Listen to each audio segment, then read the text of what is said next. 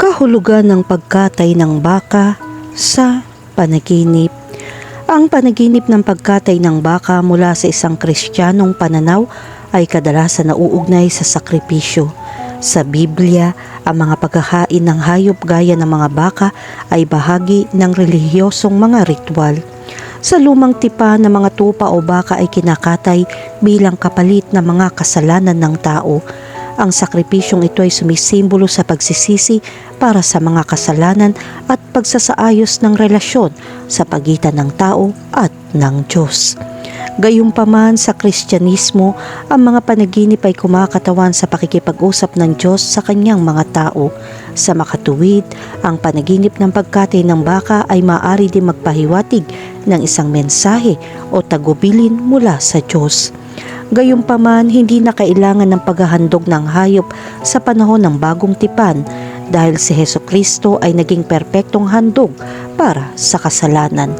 Sa makatuwid, ang panaginip ng pagkatay ng baka sa konteksto ng Kristyanismo ay nagpapakita ng panawagan na alalahanin ang sakripisyo ni Kristo at ang kahulugan ng kaligtasan.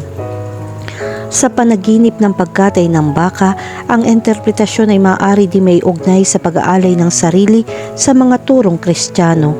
Ito ay isang pag-aalay ng iyong sarili bilang isang banal na hain sa Diyos. Ang panaginip na ito ay maaaring magpaalala sa iyo na italaga ang iyong buhay ng buo sa paglilingkod sa Diyos at sa iba. Ang panaginip na magkatay ng baka ay maaari din sumasalamin sa kahalagahan ng pagsunod sa kalooban ng Diyos. Sa tanyag na kwento ni Abraham, tinawag ng Diyos si Abraham upang isakripisyo ang kanyang anak na si Isaac.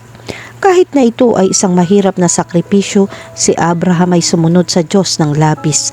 Sa panaginip na ito, ang isang baka ay maaaring kumakatawan sa pagsunod sa kalooban ng Diyos. Kahulugan ng panaginip tungkol sa nag-aalok ng simbolismo. Sa Kristyanismo, ang mga baka ay kumakatawan sa mga handog.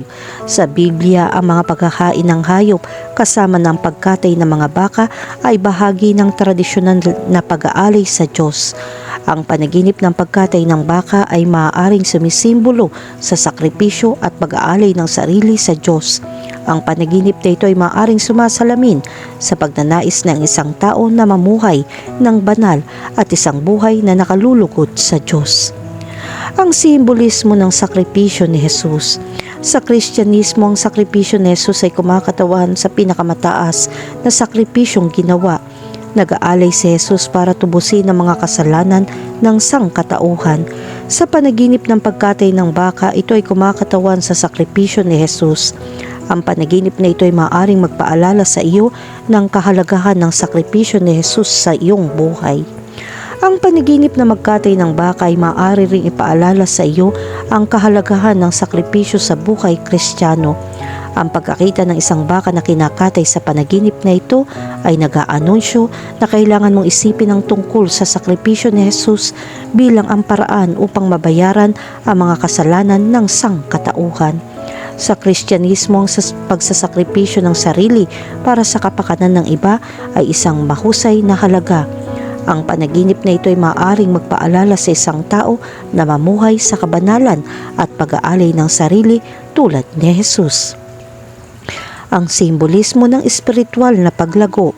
Ang panaginip ng pagkatay ng baka ay maaari din magdala ng mga mensahe tungkol sa espiritual na paglago. Ang mga baka ay sumasagisag din sa yaman at pisikal na lakas. Sa panaginip na ito, ang pagkatay ng baka ay maaaring magpakita ng iyong pagnanais na patayin ang mga makamundong pagnanasa at bumuo ng espiritual na lakas. Ang panaginip na ito ay maaari din tumawag para sa isang mas makadiyos na buhay at maiwasan ang mga tukso ng mundo. Sa interpretasyon ng mga panaginip ng pagkatay ng baka ay isang kapanapanabik na paksa na may iba't ibang mga nakatagong kahulugan at mensahe. Ang panaginip na ito ay maaaring kumatawan sa pinansyal na swerte, pagsasakripisyo sa sarili o isang tawag sa espiritualidad. Kailangan mong malaman na ang interpretasyon ng panaginip ay subjective. Sa bawat interpretasyon ng panaginip, ang pagbibigay pansin sa mga detalye ng mga panaginip ay mahalaga. Sa tamang pag-unawa, ang interpretasyon ng panaginip ay makakatulong sa iyo na maunawaan ang iyong sarili.